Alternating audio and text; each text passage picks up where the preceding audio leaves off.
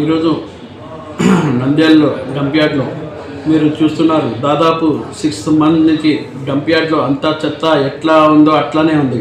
గత ప్రభుత్వంలో వాళ్ళు దాదాపు ఏమంటే 5.6 crores చెత్త అది కాంట్రాక్ట్ తీసుకున్నారు.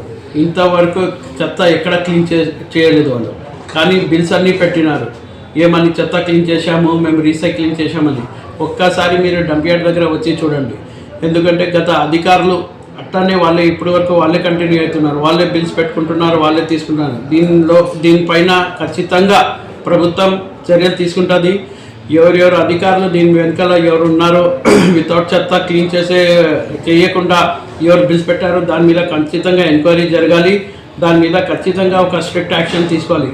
ఎందుకంటే మీరు చూడండి, ఒక్కసారి పోయి చూడండి, ఎంతవరకు డంప్ యార్డ్ ఫుల్ అయిపోయింది. 1 ఇంచు కచ్చరా కూడా తీయలేదు. ఎట్లా చెత్త అట్లనే ఉంది. దానికోసం ఒక్కసారి మన కమిషనర్ గారు కూడా వచ్చి చూడాలి. చూసి దీనిపైన ఖచ్చితంగా మీరు వచ్చి ఒక రిపోర్ట్ ఇవ్వాలి. ఎమ్మెల్యే గారు కూడా, మంత్రి గారు కూడా మళ్ళీ కంపల్సరీ మీ మీద యాక్షన్ ఖచ్చితంగా మేము తీసుకుంటాం. Thank you.